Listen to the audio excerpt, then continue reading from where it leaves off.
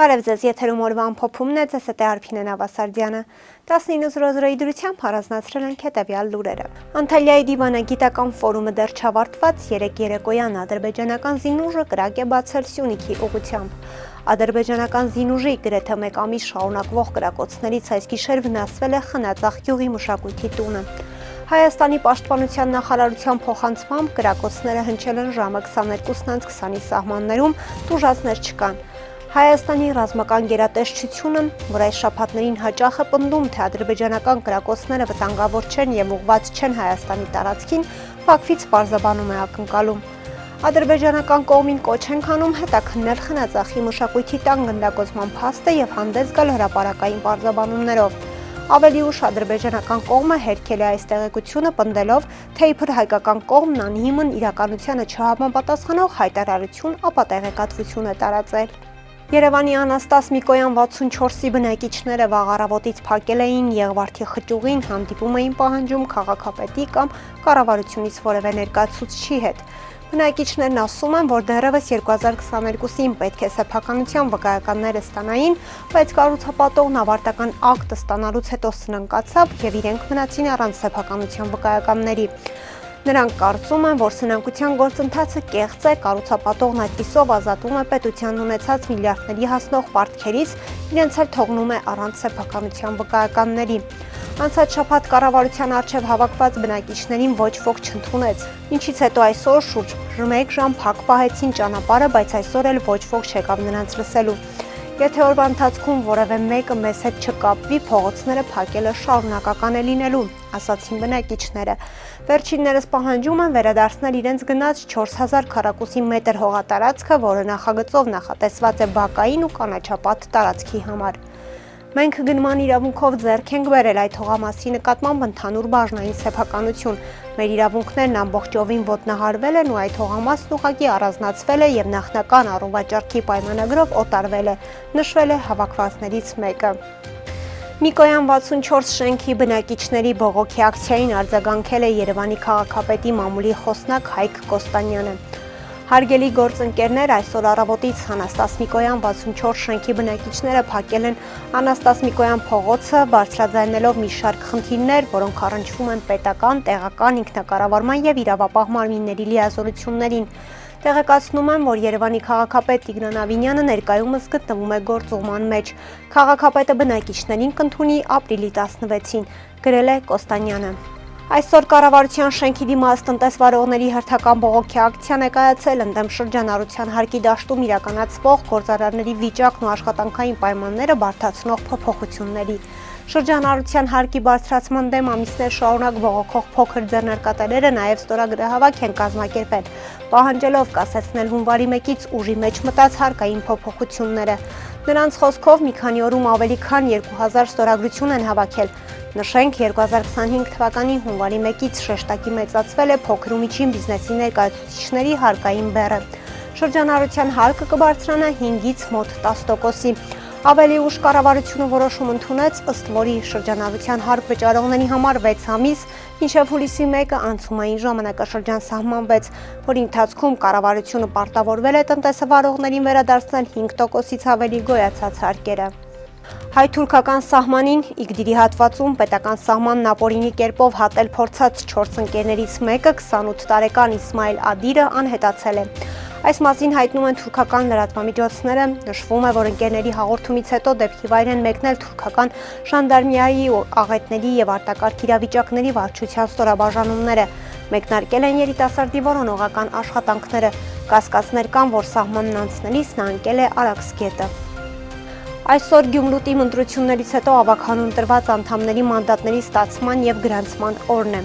Մանդատից հրաժարվել են մեր քաղաքը դաշինքից ցուցակը գլխավորող Մարտուն Գրիգորյանը եւ իմ հզոր համայնք կուսակցությունից Սուսաննա Մկրտչյանը։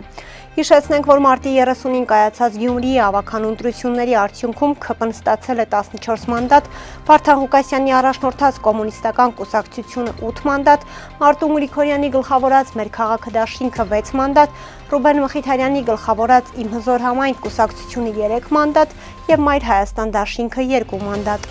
4 ընդդիմադիր ուժերը հայտարարել են, որ կաջակցեն, որ քաղաքապետ ընտրվի Վարդան Ղուկասյանը։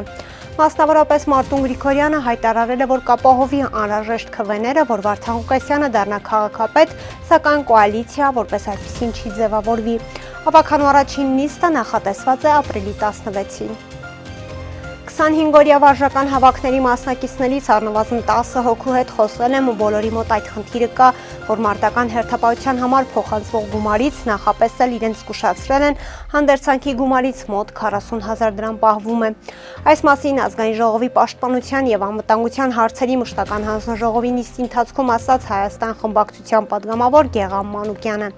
Այդ թեմայի շուրջ հարցում եմ ուղարկել պաշտպանության նախարարություն ու ստացել եմ պատասխան, որ վարժական հավաքներին ընդգրկված պահեստազորայիններին զինվորական համազգեստ տրվում է պատրաստի եւ անհատույց։ Սա մի ահազանգ է, որ տարբեր քաղաքացիներից լսել եմ, որի հիման վրա նաեւ պաշտպանության նախարարություն հարցում եմ ուղարկել, ասաց Մանուկյանը։ Նրա խոսքով ինքը կոնկրետ մարդկանց գիտի, նույնիսկ կտրոններ են փոխանցվել, որ այդ փոխանցվող գումարի 40,000 դրամը հայտարարվել է, որ պահում են հանդերձանքի համար։ Ուզում եմ հասկանամ, եթե տրվում է անհատույց, ապա ոնց է պատահում, որ գումար են պահում, ասաց Մանուկյանը։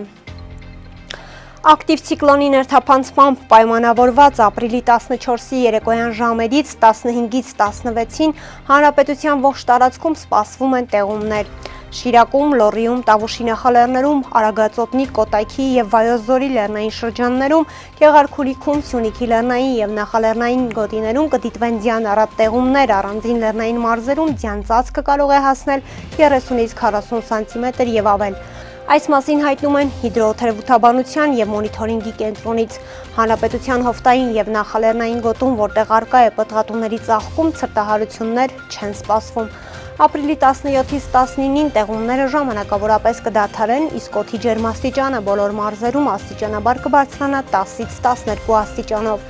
Երևանում ապրիլի 14-ի երեկոյան 15-ից 16-ին ժամանակ առ ժամանակ սպասվում է անձրև։ Ապրիլի 17-ից 19-ին սպասվում է առանց տեղումների եղանակ։ Մարզերում ապրիլի 14-ի ցերեկը 15-ից 16-ին շրջանների մեծ մասում, ապրիլի 17-ի գիշերը առանձին շրջաններում սպասվում են տեղումներ, առանձին հատվածներում հորդառատ լեռնային շրջաններում, ինչպես նաև Լոռու, Տավուշի եւ Սյունիքի նախալեռներում ձյան տեսքով։ Օդի ջերմաստիճանն ապրիլի 15-ից ցերեկը կնվազի 2-ից 4 աստիճանով, 17-ից 19 աստիճանաբար կբարձրանա 10-ից 12 աստիճանով։ Շամշյան.com-ի փոխանցմամբ այսօր ապրիլի 14-ին վրաերթ է տեղի ունեցել Երևանում։ Ժամը 13:25-ի սահմաններում Երևանի բնակիչ 64-ամյա Հրաչիկ Մ-ն իր վարած ման մակնիշի ավտոբուսով Մաշտոց-Թումանյան փողոցների խաչմերուկում հետիոտնի համար նախատեսված անցման վայրում վրաերթի է ենթարկել հետիոտն Արմավիրի մարզի բնակիչ 26-ամյա Էմմա-Մ-ին։ Վրաերթի ենթարկվածը տեղափոխվել է հիվանդանոց, վթարի փաստով քննչական բաժնում նախաձեռնվել է քրեական վարույթ։ Վարորդը ենթարկվել է սթափության փորձաքննության, եղել է սթափ։ Գագիկ Շամշյանի տեղեկություններով ավտոբուսը հաշվառված է Երևանի քաղաքապետարանի Երևանի ավտոբուս փակbaşնետիրական ընկերության հաշվեկշռում եւ սպասարկում է թիվ 36 երթուղին։ Երևան-Գյումրի ավտոճանապարհի Լանջիկ-Մաստարամ-Արալիկ հատվածում ձյանու ճանապարհի մերկասառույցի պատճառով Մերսեդեսով ավտովթարի է ենթարկվել հայտնի բլոգեր գյումրեցի Գևորգ Կարապետյանը։ Ինչպես հայտնում է ֆոտոլրագրող Գագիկ Շամշյանը, վթարի հիմնական պատճառներից մեկը եղել է ճանապարհից չհեռացված ձյունն ու մերկասառույցը, ու եթե վարորդը ճիշտ չկողմնորոշվեր, հնարավոր է բախվեր մեկ այլ ավտոմեքենայի։ Վթարի հետևանքովս նախնական տեղեկությունների բարեբախտաբար տուժածներ չկան, ավտոմեքենան Կարապետյանը ավտոքարշակով տեղափոխել է անվտանգ վայր։ Կհանդիպենք վաղը, առողջ եղեք։